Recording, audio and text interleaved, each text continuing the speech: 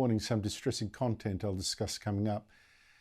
The Albanese government, it is throwing Israel under the bus, and it's letting down Australia's Jews as well, when there's never in my lifetime been so much anti-Jew hatred. I've got friends scared of going on the street. The government is giving no leadership at all. In fact, it's speaking with a forked tongue.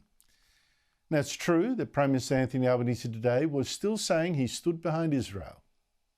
Israel has a right to defend itself. Hamas's terrorist activities horrified the world.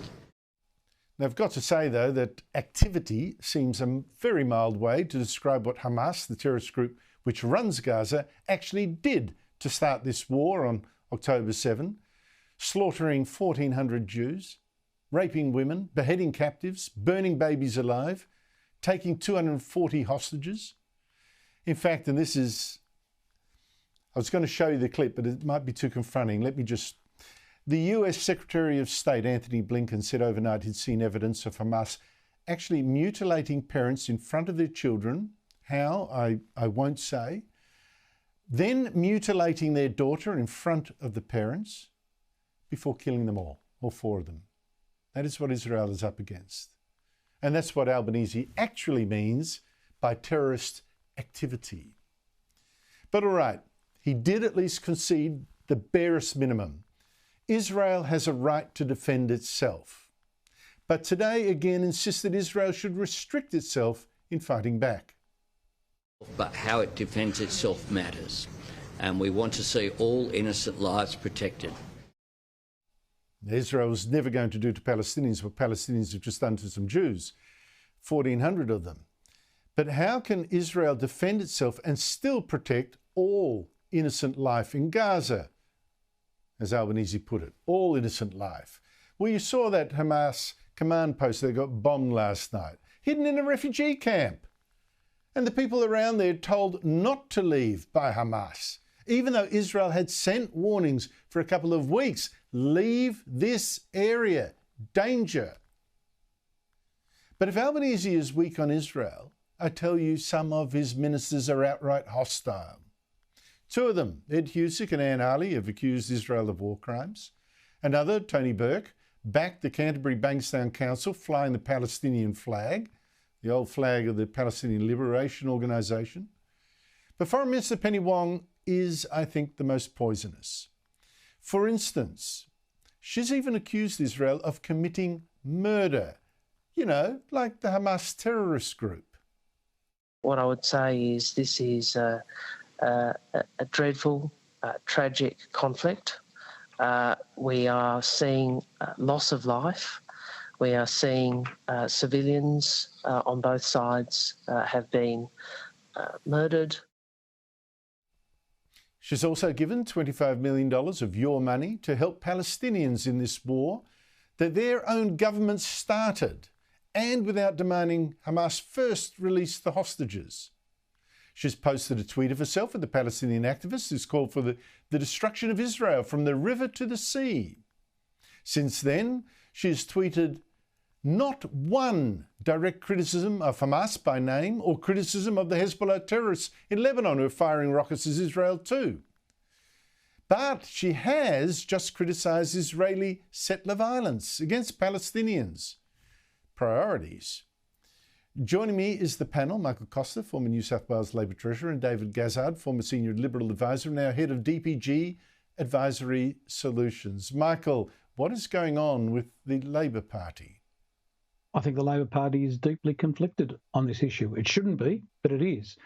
And part of the problem here is, and let me say that in terms of Anthony Albanese, anybody that's known Albanese would be actually surprised at how firm he has actually been on this issue, given his history. So I'm not going to criticise him. We want the Prime Minister to be firm. However, he's got a major problem, and the problem is that he's got ministers, and two of his, I suppose, least able but most ambitious ministers are from the New South Wales right, in terms of Burke and Bowen and others, who have got large Muslim majorities in their seats, and they seem to be pandering to that rather than the principal issue. In terms of Penny Wong, I think it's outrageous to be seen anywhere near anybody that's tweeting or using that slogan from the river to the sea. In fact, those people should be treated like the Ku Klux Klan.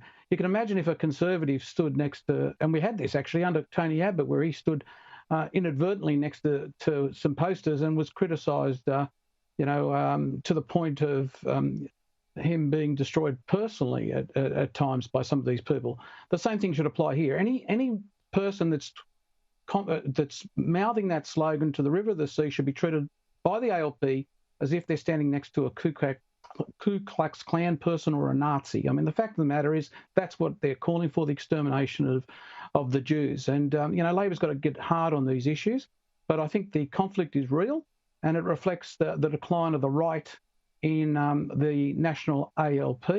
In relation to that flag, Andrew, I've got to just make the point, whilst Chris Minns has been good, he needs to get the office of local government. You've got to remember that local government is regulated by the state to pass a regulation or give an order that all these flags, no matter what they are, be pulled down other than the national flags that we recognise. How about the national flag? All other flags but the national flag. Well, at least the Palestinian flag should be down. I just got to be fair to the guy that Penny Wong was standing next to. I don't think he wants to exterminate Jews. He just wants to destroy Israel. That leaves the question: what happens to the Jews? I don't know that he's addressed that at all. So I want to be fair to him. He wants the destruction of Israel. I don't know about the rest at all with him. Others, I'm not so sure. But David, talking about, Michael has said Albanese has been strong given his past history, which has been anti-Israel, but he hasn't pulled these people into line. And that makes me wonder, one, first, is Tony Burke doing this for leadership ambitions, saying, stuff you, Prime Minister? Two, has Albanese actually lost authority inside his party after its defeat in the vote for the Voice? It's a really difficult one for him because Michael has touched on this. And Anthony Albanese, as member for Grayndler, has spent 25 years standing with Palestinians in their struggle against Israel in demonstrations. He's stood against the US for decades. He was with Mark Latham when he was leader, saying that Australia was in the conga line of suckholes, and now as PM, he's got to go against that. He's been mugged by reality. He's now for nuclear power, nuclear-powered submarines, when for decades he's been opposed to them. So he really is split as a leader with his past actions. But to Michael's point, the principles of this seem lost in just the pure politics of it. And it won't take long before the Conservative side of politics sees on this, because he is quite right. When it came to equivalence, Tony Abbott was howled down for standing next to a poster, and Pauline Hanson was howled down, and no one could preference Pauline Hanson. That's been the state of play for 20 years. How long before the Liberal Party starts saying, well, you can't preference the Greens, who've been even more extreme left on this issue than the Labor Party? Oh, excellent point. I think their behaviour here has been shocking, repeating outright lies about Israel, showing no sympathy at all, really. It's just disgusting. Michael, the Prime Minister is off to China on Saturday, just days after coming home from his United States trip. So much travel. What can we expect from the China trip? Is anything more than from the last?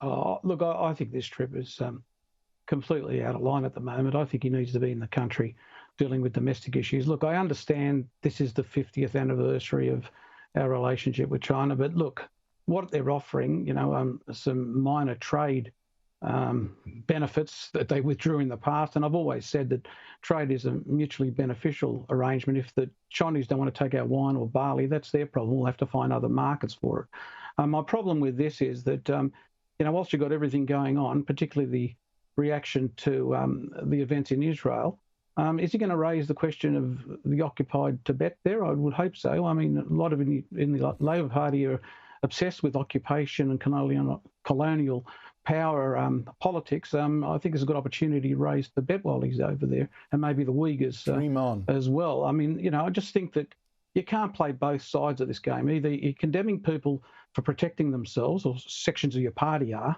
At the same time, you're going to the worst colonial power. I mean, it is the number one colonial power of the region. Good point, good point. But David, as Michael says, this visit is to mark Labor Prime Minister Gough Whitlam's visit to China 50 years ago, seen as a deal, a big door opener. To me, there's a risk here. It sounds more like a PR stunt, as much for China's benefit, where Albanese will be at pains to demonstrate, the significance. Gough Whitlam did it. I'm continuing it. Labor is friendly to China, always was. I'm not sure that's quite an appropriate stance given China's aggression. I know there's some senior Liberals who believe that Anthony Albanese is more concerned with how he goes down as Labor leader, his legacy as Labor leader, than he is as Prime Minister. We saw that with The Voice following Gough Whitlam in changing the Constitution. The thing I would say about China is that it's completely asymmetric. China can jail the people it calls spies without charges and leave them in jail. It can slap embargoes on our trade products whenever it wants, outside, and it thumbs its nose at the World Trade Organization. It can do that. It's completely asymmetric. Australia will not engage in those sorts of tactics. And all of these have been brought about because China was upset that the previous government wanted an inquiry into the origins of COVID, which was fair enough at the time. So the question that has to be asked of the trip, which, by the way, will come at a time when the RBA looks very likely to lift interest rates, so the Prime Minister will be out of the country while people are suffering another rate rise. But what will Australia have to give up in order to get wine back on track, or barley back on track, or, recently hay back on track? Because all those have had embargoes slapped on them unilaterally by China. What negotiation tactic does Australia bring to the table to get these products flowing? You mean it wasn't enough that we said, OK, you can keep the Darwin port? Well, there you go. They want more. David Gaza and Michael Costa, thank you both so much for your time.